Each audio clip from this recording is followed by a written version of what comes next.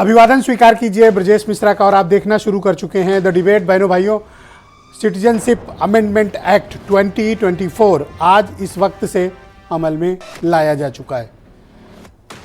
4 साल पहले बना कानून, आज उसकी नियमावली भारत सरकार ने जारी की है। 36 पन्नों की इस नियमावली में ये बताया गया है कि नागरिकता कैसे दी जाएगी। नागरिकता किसी की ली जाएगी ऐसा कोई प्रावधान अभी तक इस एक्ट में नहीं दिख रहा, लेकिन अभी इसकी विस्तृत विवेचना बाकी है कि इस एक्ट से किसकी जाएगी और किसकी रह जाएगी और किसको नहीं मिलेगी। चुनाव के पहले भारतीय जनता पार्टी के नेतृत्व वाली केंद्र सरकार ने एक बड़ा सियासी धमाका किया है और इसके पॉलिटिकल इम्पैक्ट्स क्या हैं, आज चर्चा इसी विषय पर। बहन भाइयों, अब सिटीजनशिप अमेंडमेंट एक्ट लागू कर दिया गया है। इस एक्ट को सीएए एनआरसी की बात कही जा रही है और इसको 4 साल बाद कानून बनने के 2019 में ये कानून बना, ये एक्ट पास हुआ, संसद से कानून बना, लेकिन इसकी नियमावली बनी नहीं थी। तो जब तक नियमावली किसी कानून या एक्ट की नहीं बनती तब तक उसे लागू नहीं माना जाता। अब आज भारत सरकार ने, गृह मंत्रालय ने एक विस्तृत गाइडलाइन जारी की है जिसमें ये बताया गया है कि किसकी सदस्यता जाएगी, किसकी रह जाएगी, कौन नागरिक रहेगा, कौन नागरिक नहीं रहेगा। लेकिन मूल रूप से जो प्रमुख बातें कही गई हैं, जो हाइलाइट्स अभी तक आए हैं, वो ये बता रहे हैं कि किसकी नागरिकता किसको मिलेगी। सिर्फ इस पर यह आधारित है, वर्तमान में जो कोई भारत का नागरिक है शायद उसकी नागरिकता नहीं जाएगी। लेकिन मैं फिर कह रहा हूँ इसकी विस्तृत विवेचना अभी बाकी है। अचानक अब जब चुनाव को बस कुछ ही दिन बाकी हैं, उम्मीद की जा रही है कि 5-6 दिन के भीतर देश में आम चुनाव की घोषणा कर दी जाएगी। उसके पहले सीएए और एनआरसी के इस एक्ट को लागू करना, ये क्या संकेत है, किस बात का संकेत है? चुनाव के पहले किए जाने वाला ये लागू करना, ये भारतीय जनता पार्टी के लिए कितना ज़रूरी था और उनको कितना चुनावी लाभ देगा? बहन भाइयों, इस मुद्दे ने विपक्ष को जरूर असहज किया है। मुसलमान असहज हो ना हो, अल्पसंख्यकों पर इसका फर्क पड़े ना पड़े, उनकी नागरिकता जाए या ना जाए, लेकिन अपोजिशन के लिए ये चुनाव के पहले एक बड़ी गुगली है और एक घातक गुगली है जिसका मुकाबला उसको करना है। भारतीय जनता पार्टी कोई भी काम यूं ही नहीं करती जब तक कि इसके पीछे वो बड़ा कोई होमवर्क ना कर ले और टाइमिंग मैच करते हैं। आपको याद हो तो 15-20 दिन पहले होम मिनिस्टर ने कॉन्फ्रेंस में कहा था सीएए लागू होगा, ज़रूर लागू होगा और आम चुनावों के पहले लागू होगा। उस कमिटमेंट को उन्होंने पूरा किया और इसे लागू करके दिखाया है। लेकिन बहनों भाइयों, ये जो नया एक्ट बना है इसमें क्या क्या प्रावधान किए गए हैं? मुख्य रूप से जो बातें कही गई हैं उसमें अफगानिस्तान, बांग्लादेश और पाकिस्तान, यहाँ के जो अल्पसंख्यक हैं, अल्पसंख्यक कौन है?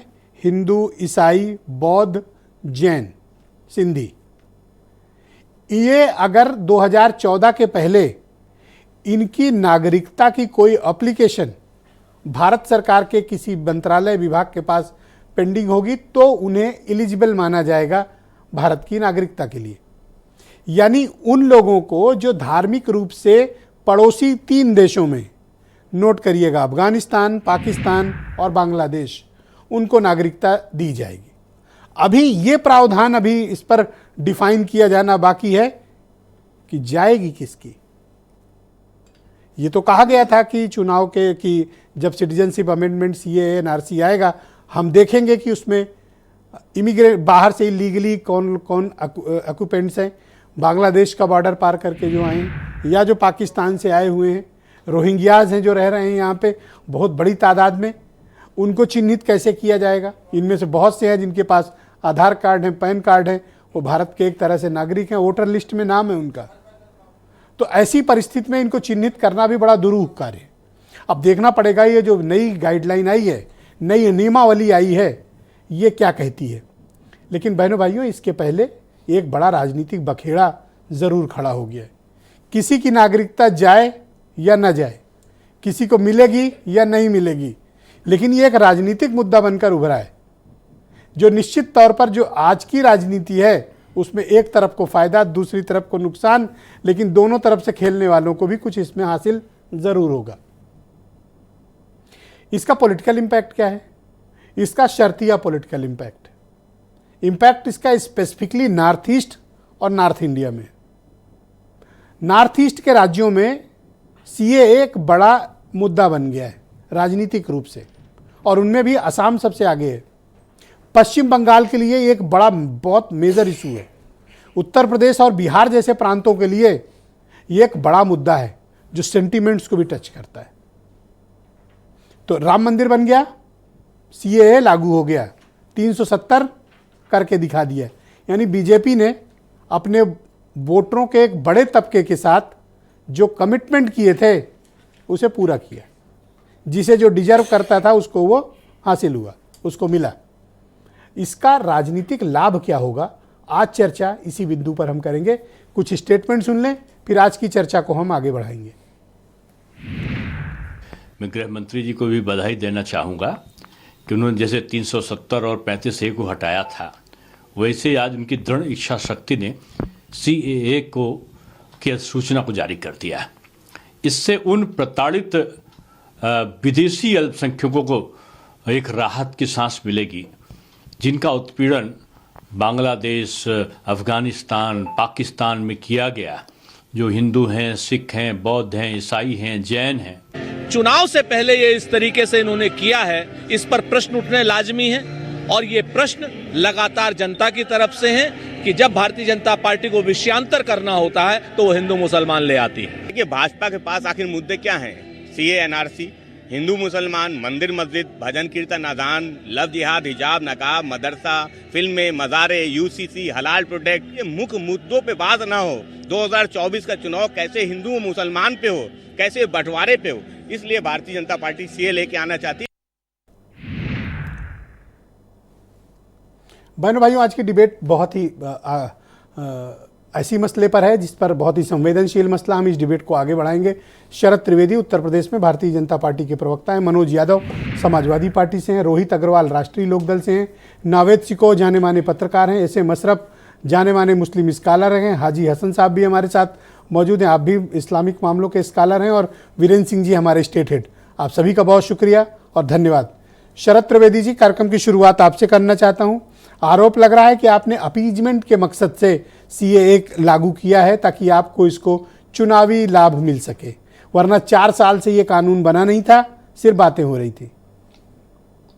मिश्र जी, देखिए, कानून तो 4 साल पहले बन चुका था, लेकिन इसके लिए जो प्रोसीजर जो ले डाउन किया जाता है, कैसे उनको चिन्हित किया जाएगा, कहाँ चिन्हित किया जाएगा, उनकी अपीलेट सिस्टम क्या होगा, ट्राइब्यूनल कैसे बनेगा, जो इनके यहाँ जो इससे नाखुश हैं या जिनको लगता है कि जो कार्रवाई हुई वो ठीक नहीं हुई है तो उसकी अपील कहाँ फाइल होगी, ये सारा प्रोसेस तैयार करने में जो समय लगा था वो लगा था। ये तो कानून पहले ही पारित हो चुका था, तो इसको खाली लागू किया गया है। जैसे ही वो सारा सिस्टम जमीन पर आ गया, वो टीम्स तैयार हो गई जो इनको चिन्हित करने में मदद करेंगी और इसको लागू कर दिया गया है। और इसका किसी भारतीय नागरिक से कोई लेना देना नहीं है, किसी भी धर्म का, मुसलमानों से कोई मतलब है इसका? किसी भारतीय नागरिक से कोई लेना देना नहीं इस बात। क्या मुसलमानों के कोई इससे चिंता करनी चाहिए? नहीं, किसी भारतीय नागरिक को, भारतीय नागरिक मुसलमान भी उतने ही हैं जितने कि हिंदू हैं, जितने ईसाई हैं, जितने पारसी हैं, जितने बौद्ध हैं, ये सब भारत के नागरिक हैं और किसी नागरिक को इससे कोई लेना देना नहीं है। ये अल्पसंख्यक वर्ग जो विदेश में है उनके लिए है, और विदेश में भी उन देशों के लिए जो भारत से अलग हुए थे। अगर ये हिंदू या अल्पसंख्यकों के लिए भारत में होता तो ये श्रीलंका पे भी लागू होता, लेकिन श्रीलंका भारत से अलग नहीं हुआ था। श्रीलंका पहले से एक आजाद मुल्क था। सर, आपने तो वायदा किया था कि रोहिंग्या चिन्हित किए जाएंगे जो इन्फिल्ट्रेट करके इलीगली आ गए हैं, इन सबको बाहर करेंगे। अब तो आप कह रहे हैं ये नागरिकता लेने का ही कानून नहीं है, ये तो देने का है। ये क्या है फिर सर? नहीं, नागरिकता किसी भारतीय नागरिक की नहीं ली जाएगी। किसी भी नागरिक का जो भारत की सीमा में है, जो भारतीय नागरिक है, उसका कोई लेना देना नहीं है। ना हमारा कोई लेना देना है, ना मुसलमानों का कोई लेना देना है, ना ईसाइयों का कोई लेना देना। किसी भारतीय नागरिक से इसका कोई लेना देना नहीं है। ये अफगानिस्तान, पाकिस्तान, बांग्लादेश, जहां से जो देश मुसलमानों ने अपने लिए चुने थे, जो वहां रहे थे, उनके लिए इसके पीछे कुछ हिडन तो नहीं है जो अभी सामने ना आ रहा हो धर्म के और बाद में मुसलमानों के सामने आए के लिए ये किया जा रहा है। इसमें कुछ हिडन तो नहीं है जो बाद में मुसलमानों के लिए सामने आए? नहीं मिश्र जी, किसी भी भारतीय नागरिक का मुसलमानों से कोई मतलब नहीं है। जितना मुसलमानों से मतलब नहीं, उतना हिंदुओं से भी इसका कोई मतलब नहीं है। ये उन देशों के लिए है जो भारत से अलग हुए थे, जहां पे लोगों ने वहां धर्म के आधार पे उन देशों को चुना था। लेकिन कुछ लोग हैं, क्योंकि देश अलग हुए थे, लोगों के घर अलग नहीं हो गए तो किसी वजह से वो लोग वहां रह गए थे। कुछ अफगानिस्तान में रह गए थे, कुछ पाकिस्तान में रह गए थे, बांग्लादेश में रह तो गए थे। ये और उनको रोहिंग्या वहां प्रताड़ित किया जा रहा है, बांग्लादेशी क्योंकि या अवैध रूप से जो आके यहाँ बस गए थे, इतना बड़ा मसला हुआ था, वो सब नागरिक बने रहेंगे सर? चिन्हित किया जाएगा। जो अवैध, मैंने रिफ्यूजीज का नाम लिया है, जो अवैध रूप से लोग भारत में आए हैं, जिनको नागरिकता, जिन्होंने अप्लाई की तो उन्हें नागरिकता मिली, उन्हें भी कोई दिक्कत नहीं है। क्योंकि ये सिर्फ उन लोगों के लिए है जो वहां किसी वजह से, मकान, जमीन, जायदाद की वजह से उनको उन देशों में रुकना पड़ा, फिर उनको वहां प्रताड़ित किया गया। अभी आप देखें कि 2 साल पहले जब अफगानिस्तान से अमेरिकन फोर्सेज वहां से हटाई गई थी, तो वहां पे जो किस तरह सिखों के साथ हुआ था, किस तरह उनके हमारे गुरु ग्रंथ साहब को जलाया गया था, वहां जो हमारे गुरुद्वारे थे उनको तोड़ा गया था, उनको भारत लाया गया, लेकिन उनको नागरिकता नहीं मिल सकती है। ऑटोमेटिक नागरिकता उनको नहीं मिल सकती है, वो अप्लाई भी नहीं कर सकते हैं। और भी क्लैरिफिकेशन आपसे अभी डिबेट में आगे लेंगे। मनोज यादव उत्तर प्रदेश में समाजवादी पार्टी के प्रवक्ता हैं, मेरे साथ इस डिबेट में मौजूद है। मनोज जी, आपका स्वागत है। ये तो सीएए का बम फोड़ दिया आप, ये तो आपके लिए बड़े सदमे वाली बात है। नहीं, बिल्कुल नहीं, इसमें सदमा स्वागत करिए फिर। स्वागत किस बात का करें? प्रधानमंत्री जी ने कौन सा ऐसा काम कर दिया जो स्वागत करें? अरे एक्ट लागू कर दिया आज से 11 मार्च से। 85 करोड़ को मुफ्त राशन दे रहे हैं, 2-3 करोड़ और हो जाएंगे उसमें बाहर से आए हुए, तो कितने हो जाएंगे? 87 या 88 करोड़ लोगों को नरेंद्र मोदी एंड कंपनी गुजरात की अब भारत में मुफ्त राशन देने की योजना में बढ़ोतरी कर रही है। मैं बिल्कुल सीधे तौर से इस बात को देख रहा हूँ। हमारे गांव में कहावत है ब्रजेश जी, घर में नहीं दाने अम्मा चली बुनाने। यहाँ 85 करोड़ लोगों को राशन दे रहे हैं। रोजी रोटी, बेरोजगारी दुनिया में आंकड़ा बिल्कुल जिसे क्या कहते हैं, पोस्टर फाड़ निकल के बाहर आ रहा है कि देखो हम कितने बड़े बेरोजगार हैं भारत के लोग। और मोदी जी 3-4 करोड़ लोगों को और लाने वाले। बधाई, मोदी जी सुन रहे होंगे ना आप, आपको बहुत बधाई। लेकिन कल पोस्टर फटेगा आपका जब माननीय सुप्रीम कोर्ट के आदेश से चंदे वाली बात आएगी सामने। उसको मिनिमाइज करने के लिए आदरणीय ब्रजेश जी इस चीज को ही लेके आए, क्योंकि ये फुलफिल नहीं है। बीजेपी के प्रवक्ता ऐसे से गोल गोल गोल, मुझे लगा जलेबी बनाएंगे, लेकिन इमरती बना रहे थे। इमरती दे गोल गोल गोल। आप 3 बार पूछे कि भारत के रोहिंग्या मुसलमानों का क्या होगा, भारत में जो और लोग हैं जिन पे बीजेपी ने पानी पी पी के, बिना पानी पिए हुए दशकों से तो अभी वो मुसलमानों को डिस्टर्ब नहीं कर रहे हैं, लेकिन आप तो उकसा रहे हो कि वो करें। नहीं, उनकी बहनें हैं ना, आपकी बात तो यही लग रहा है। उनकी बहनें हैं, उनके भाई हैं, इसीलिए बहनों के लिए 3 कानून लाए थे तलाक वाला। हाँ। इस वजह से मेरे पास कुछ डेटा है, मैं आपसे अनुरोध करूंगा मुझे प्रस्तुत कर लेने दीजिए। ये भारत की नागरिकता छोड़ने वालों की संख्या आपको पता है 2012 में कितनी थी? 1,20,923 भारत से जो नागरिकता छोड़ते थे। महामानव जब आए 2014 में, और अब वह हो गया 2022 में 2,25,620। आप सोचिए। और दूसरा वाला तो महाजादूगरी वाला आया है, वो आप सुनेंगे शॉक्ड रह जाएंगे। अवैध रूप से यूएस बॉर्डर क्रॉस करने वाले भारतीयों की संख्या, ये मेरा नहीं है, ये डाटा है, data of US customs and border protection का है, जिन्होंने बताया कि 12 में जब भारत विश्वगुरु नहीं था तब मात्र 642 लोग यूएस में एंटर करते थे, और अब 2023 में 96,917 लोगों। इसमें जानते हैं मोदी जी, सुनना है ना, यो अमित शाह जी, ज्यादातर गुजराती हैं। जानते हैं क्यों जा रहे हैं? आपका डंका सुनने जा रहे हैं वहां कि मोदी जी का कैसे डंका बज रहा है यूएस में। अवैध रूप से जा रहे हैं। अगर धार्मिक अल्पसंख्यकों को पाकिस्तान, अफगानिस्तान और बांग्लादेश के भारत में अगर नागरिकता मिल रही है, तो आपके पेट में दर्द हो रहा है? तो इन लोगों ने क्या कसूर किया था? देखिए कौन नहीं है? नहीं, ये भी इंडियंस हैं। यूएस में कैसे बेचारे हाथ उठाए हैं, जैसे हमारे यहाँ पिक्चर में डायलॉग नहीं बोला जाता है, हैंड्स अप।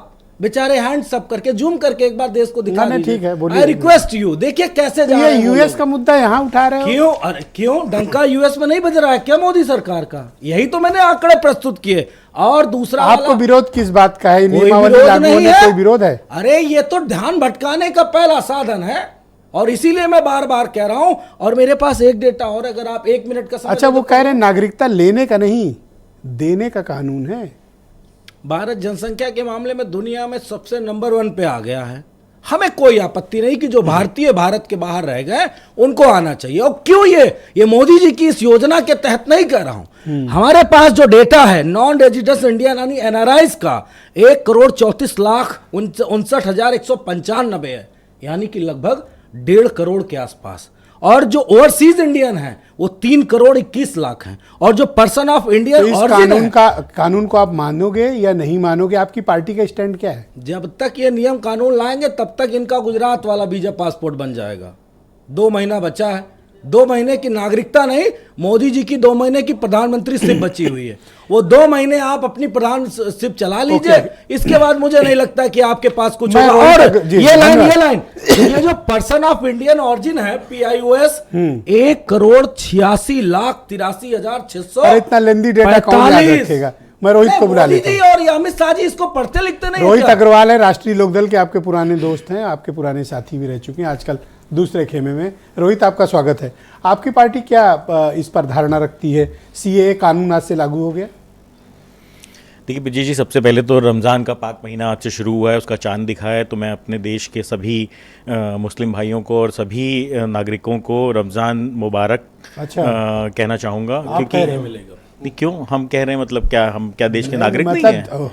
योगी जी नहीं, हम क्या देश के नागरिक नहीं हैं? बीच में नहीं, नो प्लीज। हम राष्ट्रीय लोकदल हैं। और क्या मैं अपने भाईचारा वाली है ना पार्टी? हाँ बिल्कुल, भाईचारा जिंदाबाद। भाईचारा जिंदाबाद का नारा हमने हमेशा बुलंद किया है। और मेरे लिए देश का हिंदू हमारी एक आंख है और देश का मुस्लिम दूसरी आंख है। भारत को देखना है तो दोनों आंख से ही देख सकते हो। तो हिंदू मुस्लिम एकता से ही आप भारत को देख सकते हो। अच्छा, इसलिए राष्ट्रीय लोकदल का स्टैंड बिल्कुल क्लियर होता है कि हमारे लिए देश का हर नागरिक इंपॉर्टेंट है और हमारे लिए देश के हर नागरिक की बात सुनी जानी चाहिए। और अगर उसको किसी भी मुद्दे पे कोई दिक्कत है, कोई चीज़ समझने में दिक्कत है, तो उसके लिए सरकार की जिम्मेदारी बनती है कि उसको उस बात के ऊपर जो भी सभाएं उनको आयोजित करनी है। आप संपूर्ण रूप से सहमत नहीं है इसका मतलब? नहीं, मैंने ये नहीं कहा ब्रिजेश जी। देखिए, मैंने एक बात बिल्कुल साफ साफ तरीके से कही, समस्या हो सुनी जानी चाहिए। हाँ बिल्कुल सुनी जानी चाहिए। कहना क्या चाहते देश के नागरिक नहीं कहना क्या चाहते हो? तो पहले तो कांग्रेस नहीं दिख रही आपके पैनल पे। कांग्रेस नहीं दिखाई पड़ती। आप RLD के प्रवक्ता हो कि कांग्रेस? नहीं, मैं पूछ रहा हूँ कांग्रेस क्यों नहीं दिख रही? देश की सबसे बड़ी, देश का सबसे बड़ा विपक्ष भाग गया मुद्दे से। अपनी तो बताओ ना, कांग्रेस की चिंता में क्यों पड़ो? अपनी बताओ। हम तो बता रहे हैं, हम तो कह रहे हैं कि हमारे लिए देश का हिंदू एक आंख है और देश का मुस्लिम दूसरी आंख है। और मैं देश को हिंदू और मुस्लिम एकता से देखता हूं। मैं ये देखता हूं कि हमारे किसी भी भाई को अगर कोई भी समस्या, बताओ, ये किसी भी प्रॉब्लम है, यूपी में क्या जवाब दोगे जिनको भाईचारा करा रहे थे? क्यों, हम आज भी भाईचारा जिंदाबाद की ये वाले कानून के साथ हम तो आज भी कह रहे हैं कि अगर देश के अंदर कोई भी चीज आई है, कोई भी कानून आ रहा है, तो वो कोई संविधान के बाहर तो आएगा नहीं। और अगर संविधान के दायरे में ही आएगा तो अगर कोई भी किसी को समस्या है तो ये सरकार की जिम्मेदारी है कि उसकी समस्या का निवारण करे, उसको समझाए। वेलकम नहीं, देखिए किसी भी चीज का वेलकम मैं बिना पढ़े कैसे कर सकता हूँ भाई? CA का अगर कानून अभी 1 घंटे पहले कि संविधान, एक सेकंड रुक जाओ भैया, हेलो एक सेकंड, हेलो। आपने कहा कानून संविधान सम्मत है, मैंने कहा हाँ बिल्कुल है, तभी तो कानून बना है। अब अगर मैंने कहा एक सेकंड सुन तो लो, अगर कानून बन गया है, साथ खड़े हो, अब कह रहे हो स्वागत भी नहीं करोगे? कानून कहाँ बनता है ब्रजेश जी?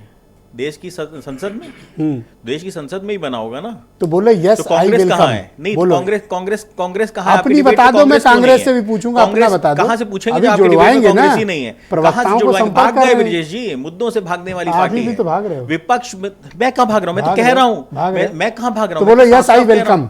नहीं, मैं बोलो यस आई वेलकम। आपके शब्दों में थोड़ी ना अपनी पार्टी। अच्छा लिख दो, स्वागत करता हूँ। नहीं, मैं आपको ये कह रहा हूँ कि देश के अंदर अगर कोई भी कानून आया है, अभी ये असर है गया नहीं कहेगा सर? राष्ट्रीय लोकदल अपनी विचारधारा से पलट जाएगा?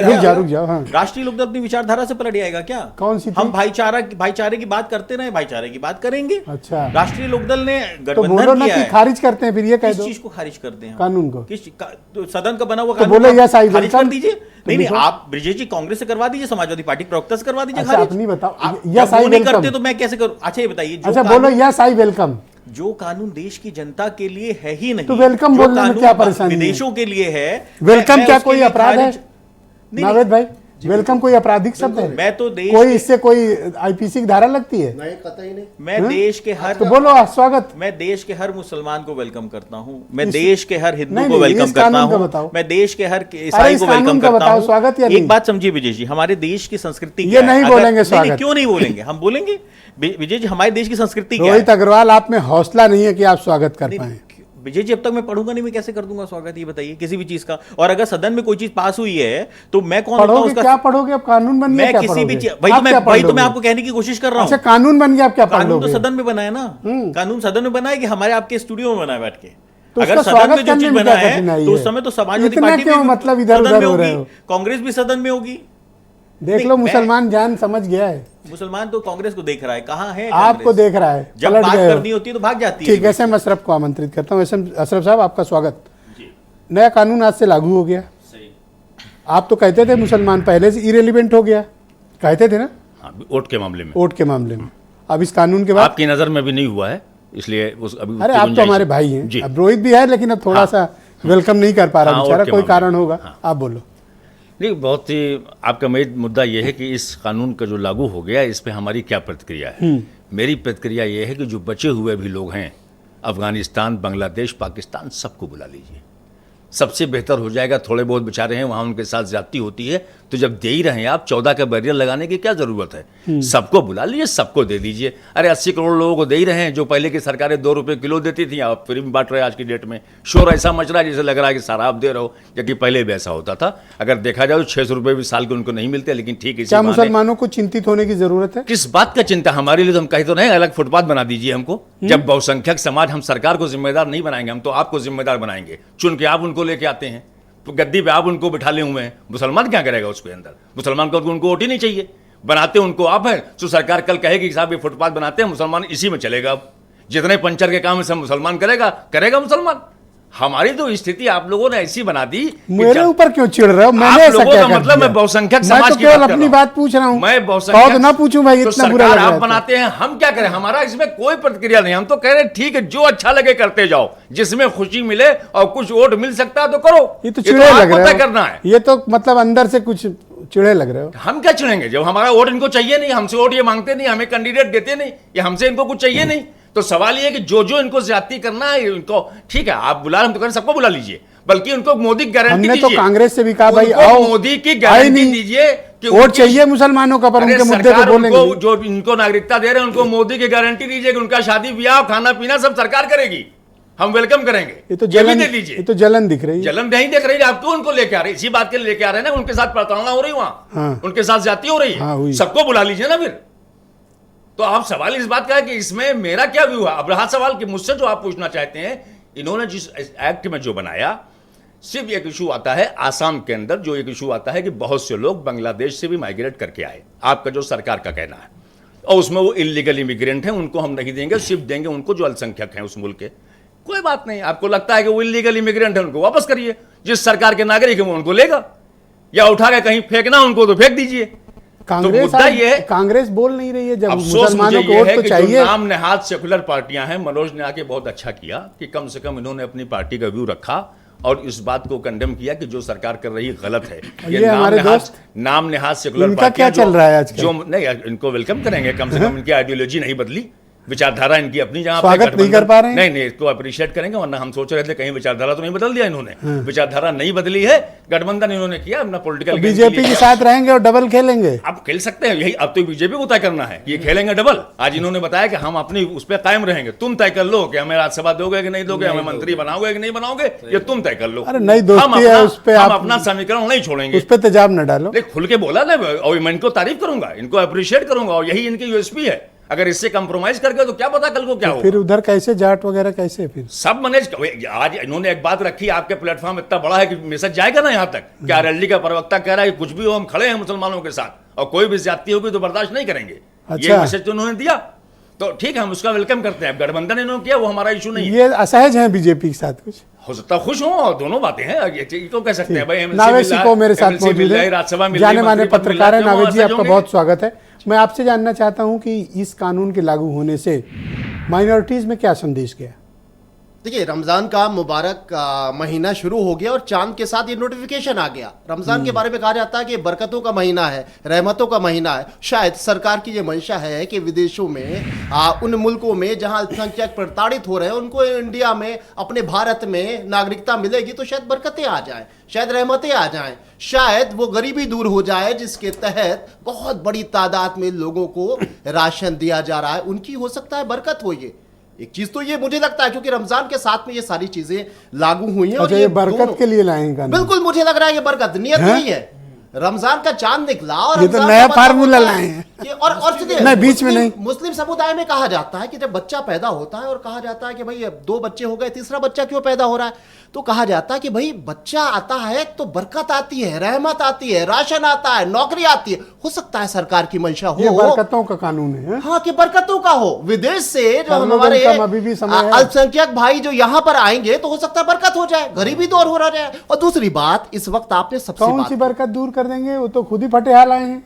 नहीं, वो आएंगे। देखिए, होता क्या कि आप गरीब कोई दूसरे देश से भाग के आया है, शरणार्थी है, उसके पास क्या होगा? एक गरीब आदमी को अपने घर के बरामदे में जगह दोगे, एक से बीच में ऊपर वाला आपको आपकी रोजी बढ़ाएगा, आपको इतना देगा कि उसके लिए एक अच्छा वेलकम किया जाए। बिल्कुल, मैं ये क्यों नहीं कर पा रहा? वेलकम, देखिए एक बात मैं बताऊं, सब लोग वेलकम कर रहे हैं। रोहित जी पता नहीं क्यों बीच में फंस गए, मेरी समझ में नहीं आई बात, क्योंकि उनके भारतीय जनता पार्टी इनको लगा कि मैं कुछ इनको फंसा रहा हूं। अरे भैया, ये इस कारण डर गए। भारतीय जनता पार्टी के काबिल प्रवक्ता ने कह दिया किसी की नागरिकता नहीं जा रही है और किसी को नागरिकता मिल रही है। पॉजिटिविटी है इसमें, जब कुछ निगेटिव ही नहीं है। आप एक बात बताइए, गाय है, दूध दे रही है, उससे फायदा हो रहा है, हम ये सोच रहे हैं ये सींग मारेगी, हम क्यों सोच रहे हैं कि ये सिंह मारेगी? दूसरी बात, एक चीज और, एतराज। देखिए, सब लोग इसको स्वीकार कर रहे हैं, कोई एतराज जो हो रहा है उस एतराज के बारे में मैं बताऊं कि साहब ठीक भी है लेकिन फिर भी तंज कर रहे हैं। क्यों तंज कर रहे हैं साहब? इलेक्शन के बाद टाइम था इसलिए ले आए, वोट बैंक के लिए ले आए। तो मैं एक छोटी सी एक कहानी सुनाना चाहता हूं। एक बच्चा था, उसका रिपोर्ट कार्ड आया, बहुत अच्छे नंबर लाया, बहुत अच्छे नंबर लाया। वो उसकी माता जी ने कहा कि पिताजी शाम को ऑफिस से आएंगे, उनको दिखाना, वो पैसे देंगे। बच्चे ने कहा अभी नहीं दे, आप दिखाएंगे, जिस दिन सैलरी उनको मिलेगी उस दिन दिखाएंगे, ज्यादा पैसे मिलेंगे। तो भाजपा अगर ये तय करती है कि वो अपने सारे वादे इलेक्शन के टाइम में करे तो अच्छी बात है। हाजी हसन साहब को स्क्रीन पे लाया जाए, जाने माने स्कॉलर हैं इस्लामिक मामलों के। हाजी साहब, बहुत शुक्रिया, काफी दिन के बाद आप डिबेट में तशरीफ लाए, आपका स्वागत है। जी शुक्रिया। अब तो सर आ गया, आप लोग तो उस वक्त कह रहे थे आए तो बताएंगे, आए तो बताएंगे, अब तो आ गया। हाँ भाई, रमज़ान के मुबारक महीने की जो मुबारकबाद दी गई थी तो उसका हम लोग स्वागत कर रहे हैं और हमारे प्रधानमंत्री जी को बहुत बहुत मुबारक हो। जैसा कि हमारे भाई आपको भी मुबारक हो सर। जी बिल्कुल, सबको, सारे विश्व गुरु हैं तो सारे विश्व को मुबारकबाद उनकी तरफ से हम दे रहे हैं। हमारी तरफ से तंज कस रहे हो सर? नहीं, तंज नहीं, बिल्कुल दिल से दुआएं दे रहे हैं। हमारे शिको साहब ने बताया, हमारे भाई ने, बरकत आएगी, बरकत आएगी। तो भाई बरकत तो हमारे जब अग्रवाल साहब आए तब भी बरकत आनी चाहिए थी, वो आए तब तो बरकत और होनी चाहिए थी। इनका चिन्हीकरण हो गया, 80 करोड़ों से कुछ कम जाना चाहिए था। और जो लोग आए तो बरकतें तो चली रही हैं, मुबारक महीना है। लेकिन सवाल ये है कि लगता है कि ये जो SBI कुछ छुपा रही थी कि वो उजागर ना हो, इसके लिए एक नई बहस छेड़ दी। तो जो अपनी पहचान छिपा रहे थे उनके भी तो पोल पट्टी खुलेगी। भाई पहचान तो नाम ही छुपाए जा रहे पूरे कि किसने क्या दिया, पहचान क्या, वो तो सब कुछ छुपा हुआ है। क्यों लाया गया ये आदेश के बाद, चुनाव के पहले? कोई कारण है? बिल्कुल भाई, क्रोनोलॉजी है। हमारे गृह मंत्री जी समझा चुके कि क्रोनोलॉजी को समझिएगा। वो क्रोनोलॉजी क्योंकि अभी इतना भव्य आयोजन हुआ और उसका कुछ ही उम्मीद थी कि सालों चलेगा, लेकिन उसका शायद जो सर्वे आए हैं उसमें सही रिपोर्ट नहीं आई है, तो एक नया शोशा है। खैर, अच्छी बात है। और मुसलमानों में क्या इसकी प्रतिक्रिया है? देखिए, मुसलमानों में इसकी प्रतिक्रिया क्या है, अब मुसलमान क्या कर सकता है? जैसे कि भाई अशरफ कह रहे थे कि अगर चाहती है सरकार तो अलग फुटपाथ बना दे। राजस्थान के अगर जंगलात में कोई जगह हो बंजर खराब, तो ज़्यादा नहीं 25-30 करोड़ तो है, भेज दे वहाँ पे। अशरफ भाई थोड़ा चिढ़े हुए इसलिए बोल दिया होगा। चिढ़े नहीं अशरफ भाई, तो रमज़ान के महीने में, मुबारक महीने में उनकी बात बिल्कुल सही, बिल्कुल जायज़ है। और हमें बड़ी हैरत तो हुई कि हमारे RLD के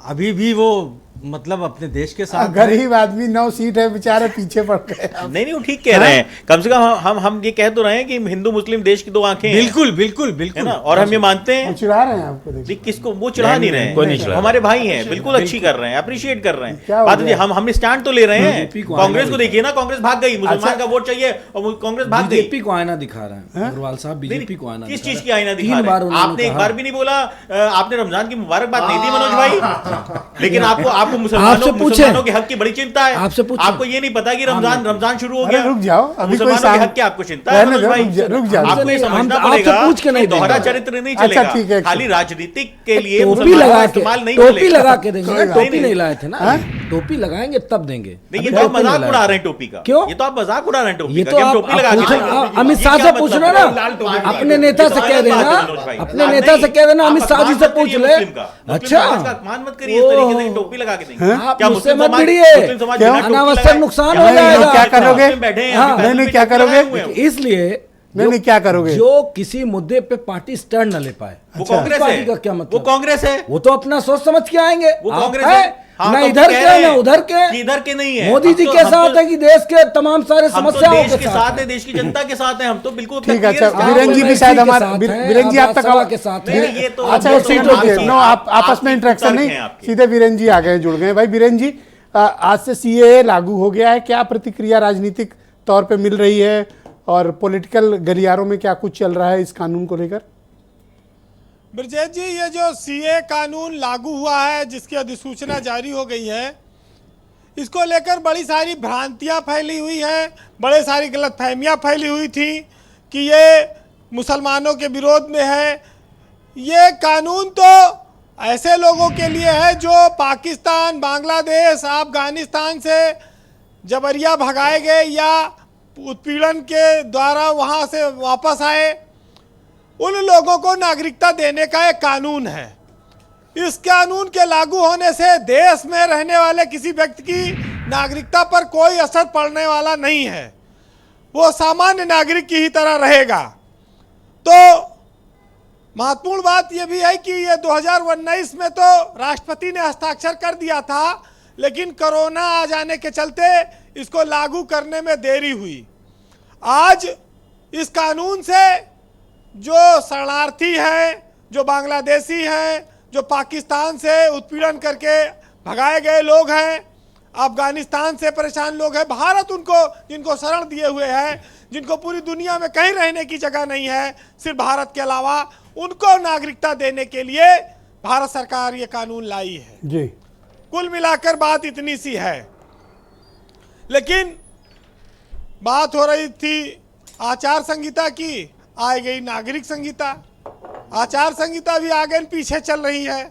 इसमें लोग थोड़ा से सोचे कि यह चुनाव के मौके पर कहीं पर वोट का कहीं इसका मामला तो ना हो जाए, हिंदू मुस्लिम की बात ना आ जाए। इस कानून को लेके देखिए, देश में बहुत लंबे लंबे प्रदर्शन चले थे, लेकिन उसका हल कुछ नहीं निकला। हमारे देश में धर्म और आस्था ये लोगों के निजी मामला है, सरकार इसमें हस्तक्षेप नहीं करती है, उनको स्वतंत्रता पूर्वक इसको मानने का अधिकार दिया गया है। लेकिन जहां तक नागरिकों का सवाल है, उनके कर्तव्यों की, सुविधाओं की व्याख्या की बात है, तो उनको सरकार रेगुलेट करने के लिए कुछ नियम बना सकती है, और खास तौर से नागरिकता के लिए तो बहुत ही आवश्यक है। आज इस देश में बाहर से आकर रहने वाले उन लोगों के लिए बहुत बड़ा दिन है जो शरणार्थी कहे जाते थे, जिनके लिए आज ये एक ऐतिहासिक दिन साबित हो सकता है, क्योंकि भारत अब उनको अपना नागरिक मानने को तैयार है। और ऐसे में 51 महीने बाद लागू की गई इस कानून को स्वागत करना चाहिए। ये स्वागत योग्य कदम है, इसमें घबराने की जरूरत नहीं है। ब्रजेश जी, हमारा देश अनेकता में एकता वाला देश है। हम सभी धर्मों के लोगों का सम्मान करने वाले लोग हैं। कोई कानून किसी को डराने के लिए नहीं है। इस देश में सभी को बराबर का अधिकार देने के लिए सब कानून बनाए गए हैं जी। तो इस बात से आज खुशी होनी चाहिए सबको। कौन पार्टी नहीं आई, कौन नहीं बोलती है ये एक अलग बात है, लेकिन ये जो समाज है, ये जो यहाँ पर रहने वाले अलग अलग धर्म और जात के लोग हैं जी, ये हमारा कोई कबीला नहीं है कि कोई किसी पे आक्रमण करके कब्जा कर ले। ये देश संविधान से चलता है और इसी देश ने समय समय पर तमाम सारे अपने संशोधन किए, अपने नागरिकों की भलाई के लिए किए। भारत सहिष्णु देश है, दूसरों के लिए भी, इंसान की जान माल के लिए भी बहुत त्याग किया गया इस देश में। अगर समान नागरिक संहिता लागू हो गई है तो इस पर कल लोग अखबारों में भी पढ़ लेंगे। आज तमाम सारे सोशल मीडिया भी मौजूद है, इसका अध्ययन करें कि भारत में रहने वाले किसी भी व्यक्ति के लिए कोई खतरा नहीं है नागरिकता का, सबको इस पर जिंदाबाद है, कोई किसी का कोई नुकसान नहीं हो सकता। लेकिन सियासत में हालांकि अलग अलग तरीके से समझाया जा सकता है, लेकिन हम इतना जरूर कहेंगे कि सीए पर जो लोग अलग अलग विचार रखते हैं वो 4 लाइन इससे सहमत हों जी कि कौम को कबीलों में मत बांटिए, लंबे सफर को मीलों में मत बांटिए, ये बहता दरिया है मेरा भारत देश, इसको नदियों और झीलों में मत बांटिए। लेकिन आज रोहित अग्रवाल सीए पे बढ़िया नहीं बोल पाए, आज इनकी आवाज भी कुछ डाउन है। अरे क्या लड़ाई झगड़ा करें तभी। आज ये चंदा मामा और आज इनको रमजान दिखाई पड़ रहा है, और चूंकि भाजपा तो पसमानदा का सम्मेलन कर ही रही है, शायद इनके यहाँ भी कुछ मुसलमानों के लिए कोई प्रोग्राम चलाने की कोशिश हो रही होगी। बहरहाल सुनिएगा कि सियासत में क्या क्या नेता समझता है और क्या क्या बोलता है। इस पर एक बहुत शानदार शेर है जी कि सियासत में जरूरी है रवादारी समझता है, वो रोजा तो नहीं रखता मगर इफ्तारी समझता है, और ये सांसें तक लुटा सकता हूँ मैं उसके एक इशारे पर, मगर वो मेरे हर वादे को सरकारी समझता है। और कसीदा किस तरह लिखना है, कसीदा किस तरह पढ़ना है, वो कुछ समझे ना समझे मगर राग दरबारी समझता है। जी बहुत बहुत शुक्रिया आपका वीरेन जी, ग्राउंड जीरो से आपने जो इनपुट, फीडबैक और अपने पॉलिटिकल ऑब्जर्वेशंस उपलब्ध कराए। बहनों भाइयों, डिबेट का दूसरा चरण प्रारंभ करते हैं। भारतीय जनता पार्टी के प्रवक्ता शरद त्रिवेदी मेरे साथ इस वक्त मौजूद हैं। त्रिवेदी जी, मैं आपसे जानना चाहता हूं, जब देश में लोगों को रोजगार की ज़रूरत है, घर की ज़रूरत है, एक अच्छी ज़िंदगी की ज़रूरत है, अच्छे स्वास्थ्य की ज़रूरत है, तो दूसरे देशों को के लोगों को यहाँ नागरिकता दे के आप बोझ नहीं बढ़ा रहे हैं? देखिए मिश्र जी, भारत जो है वो तो अफगानिस्तान के लिए भी कर रहा है। हमने तो उनको भी 50,000 टन गेहूं भेजा है। तो भारत में हर एक के लिए काम कर रहा है, हर वर्ग के लिए काम कर रहा है। और देश को आप देखें कि 91 में देश के जो फॉरेन एक्सचेंज रिजर्व था वो $1 बिलियन था, आज $800 बिलियन है। उस समय करीब $80 बिलियन हमारा निर्यात था, आज $600 बिलियन निर्यात है भारत का। तो जिस तरह का विकास का कार्य हुआ है, अब पहले जो है कभी कोई भी समय ऐसा नहीं था भारतीय जनता पार्टी के शासन से पहले कि 11% से कम बेरोजगारी की दर हो। आज 5 से नीचे आ चुकी है। जो 40% ऑफ वर्ल्ड्स के जितने भी सड़कें हैं वो भारत में है। तो सर, मैं ये जानना चाहता हूं कि जिनको भी नई नागरिकता दी जाएगी उनके रहने का गुरु बन गया है, जो भारत कहता है वो सर, मेरा सवाल है, आज विकास, एक सेकंड, एक सवाल ले लें सर। सिविलियन हवाई जहाज बना रहे हैं हम एक सवाल ले लें सर, हम वेपन डेवलपमेंट चल रहा है। आप मुझे सुन पा रहे हैं? एयरपोर्ट भी एक सवाल ये था मेरा कि जो नए नागरिक बनाएंगे इनको रहना, खाना, रोजगार, आवास, ये जो मूलभूत जरूरतें हैं ये कौन पूरी करेगा? नहीं, जिस तरह बाकी नागरिकों को मिल रहा है उसी तरह उनको भी मिलेगा। आज उनको हम मकान नहीं दे सकते क्योंकि भारतीय नागरिक नहीं है। आज उनको गैस के कनेक्शन नहीं मिल सकते क्योंकि भारतीय नागरिक नहीं है। आज उनको पानी का कनेक्शन सर, पहले हम अपने लोगों को दे देना, ये जो दूसरे देश से आए इनको बाद में देंगे। सारे कानून उन पे लागू, ये हमारा हिस्सा क्यों लेंगे?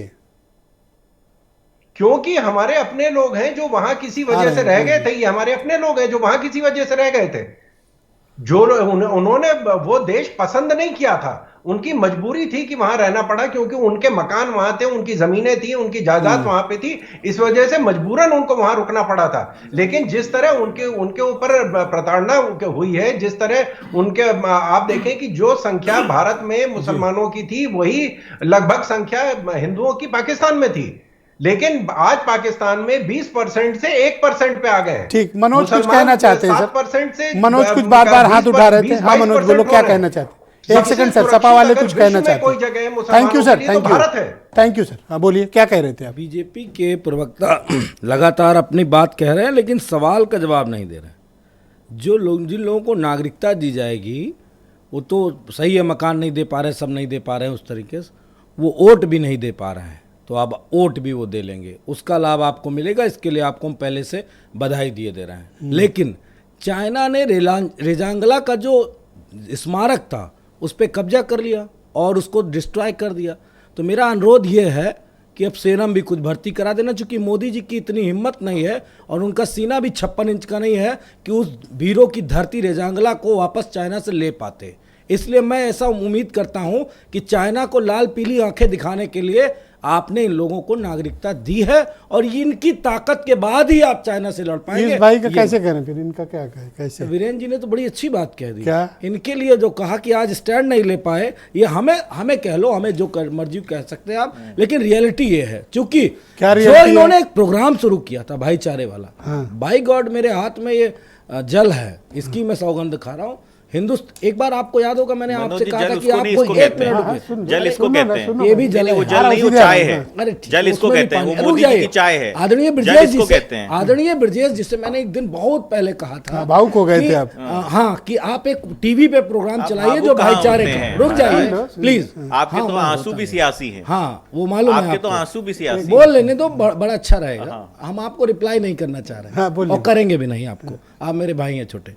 इसलिए भाईचारे का प्रोग्राम आरएलडी ने चला, बहुत मिनिमाइज किया उस नफरत की राजनीति को जहां बीजेपी की प्रयोगशाला स्थापित की गई थी मुजफ्फरनगर वाली। लेकिन खैर मुबारकबाद, इनका विकास होना चाहिए। लेकिन इस मसले पे भारत की, तो आप तो बता रहे थे आपको आंसू आ गया था।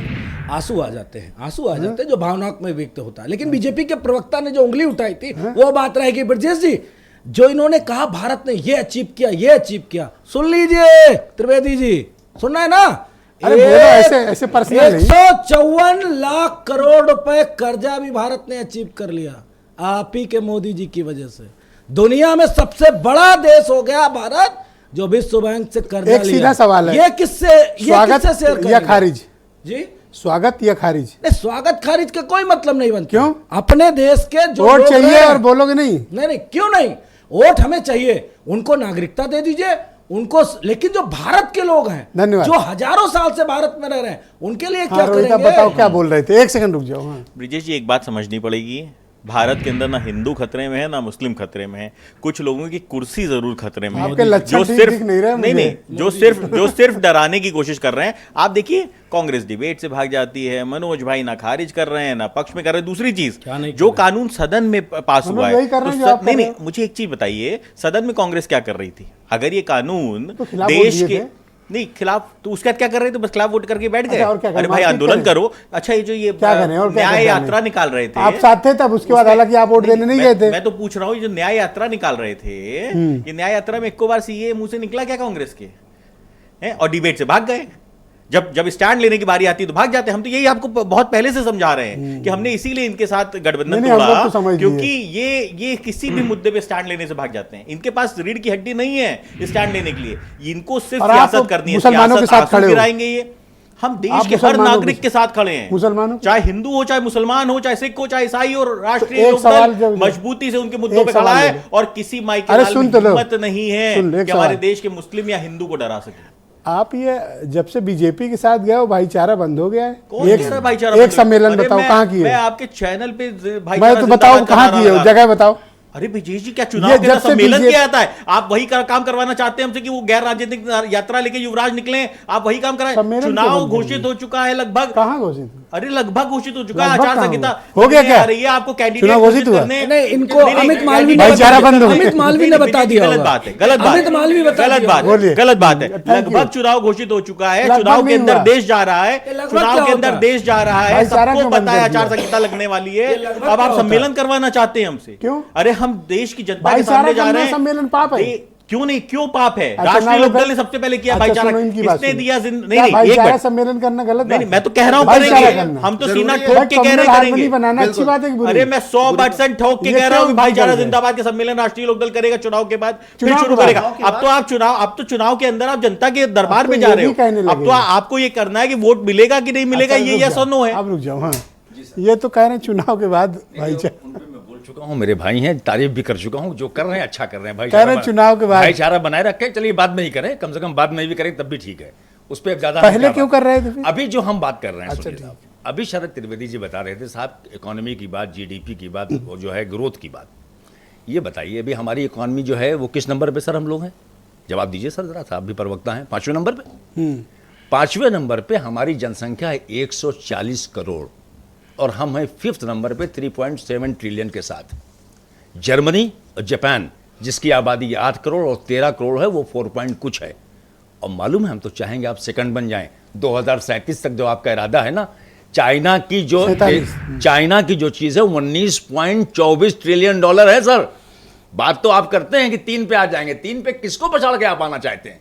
हम तो चाहेंगे आप सेकंड पे आ जाएं। किस फेर में आप इकोनॉमी वगैरह में नहीं, चले इकोनॉमी गए की सर? बात उन्होंने की, हिंदू उन्होंने मुसलमान ग्रोथ की तो बात बोलना की, था, आप उन्होंने चले गए जीडीपी की उधर। बात की, उन्होंने ये कहाँ रोजगार की चले बात गए की। आप? तो जापान कहना पान चले गए। नहीं, आप लोग भी बखान गलत। करते हैं कि साहब भारत तो अब विश्व की तीसरी बनने जा रहा है। और तीसरी कितने में बनने जा रोहित रहा कह है? रहे थे, मैं थोड़ी कह रहा था। दोनों के बीच में गैप देखिए ना सर तीसरी की। आप लोग हर बीजेपी प्रवक्ता और आप जैसे कुछ एंकर ये बोलते हैं साहब तीसरी क्या होने जा रही है?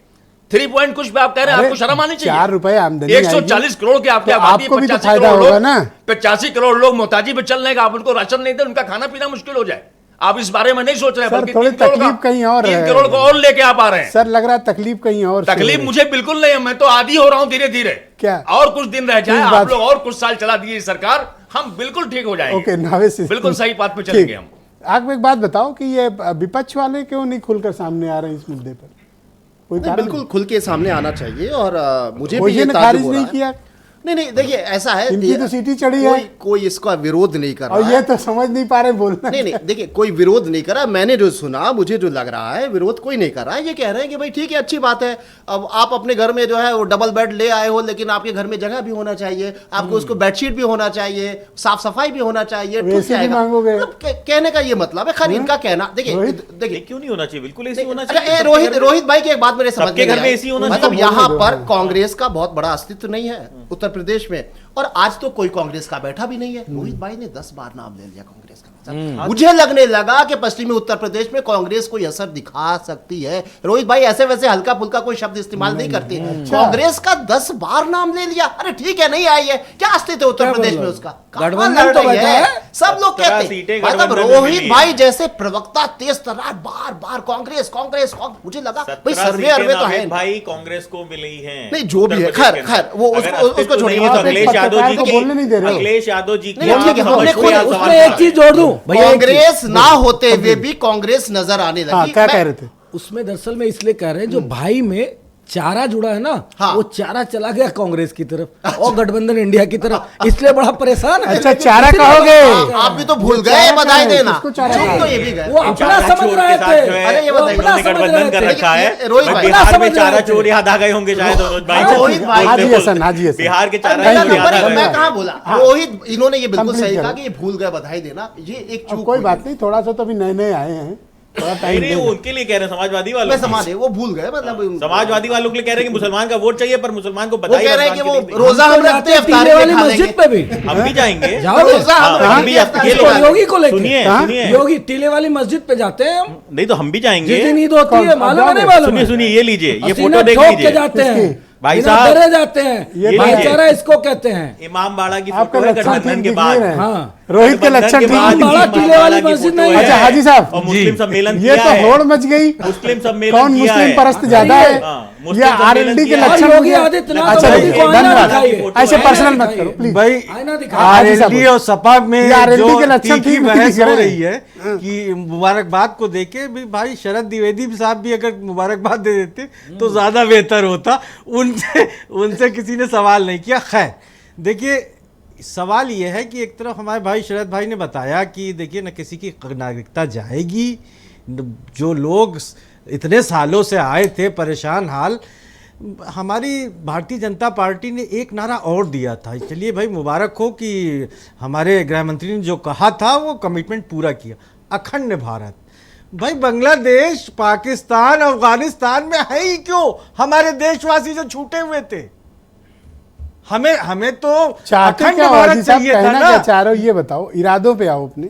भाई खंडित भारत है क्यों? 10 साल में विश्व गुरु हैं, सारी दुनिया बात सुनती है हमारे प्रधानमंत्री की, जो वो कहते हैं वही होता है, सारी दुनिया एक ही बात करती है, तो आखिर भारत खंडित क्यों है? हमें तो अखंड भारत चाहिए था ना, तो वो कब पूरा हो रहा है? काफी अंदर तक तकलीफ हुई सर। और नहीं, बिल्कुल तकलीफ है भाई। हम भी चाहते हैं कि जो हमारे भाई वहां छूट गए, जो रिश्तेदारियां हैं वहां जाए। ऐसे एक एक इंजेक्शन लगाते रहिए, दूर हो जाएगी। आपको बड़ा शौक है इंजेक्शन लगवाने लग ही रहा है ना, इन्हीं को लगाओ, लगा रहे हैं आप इनको लोग। बड़ा शौक है इंजेक्शन। लगातार लगा रहे हैं इंजेक्शन आप लोग। कौन? सभी जो पार्टी जो रूलिंग ब्रजेश पार्टी जी, है, आप जैसे कुछ लोग ब्रजेश जी, हैं, इंजेक्शन ही तो लग रहा है। हमारे भाई ने बताया कि जो लोग आए हैं उनको मकान भी मिला हम तो आपको भी कर रहे हैं, विजय जी हम को तो भी आपको भी आरोपित इनको कर रहे हो? इनको भी कर रहे हैं। कैसे? अबे कैसे कि आप देख लीजिए ना कि आस्था बदलने में देर नहीं लगती। और अभी मैंने तो एक दिन तारीफ इनको- कर रहे थे। मैंने इसलिए कि इनका व्यू लग रहा है ठीक है, गठबंधन जरूर इन्होंने अच्छा, किया, लेकिन ठीक है। व्यू ठीक है। लोगों ठीक है, को इंजेक्शन मकान नहीं लगेगा, मिले, ठीक है। घर मिले, जो लोग आए थे परेशान हाल, वो कहीं के भी हों, 3 देश के नहीं, दुनिया में कहीं भी परेशान धन्यवाद, हैं। आप सभी का बहुत बहुत शुक्रिया। मैं बहुत धन्यवाद देता हूं कि आप सबने इस महत्वपूर्ण डिबेट में अपनी अपनी शिरकत की और अपनी बातें रखी। और बहनों भाइयों, आप सबका भी बहुत शुक्रिया, धन्यवाद इस कार्यक्रम को देखने के लिए। नमस्कार।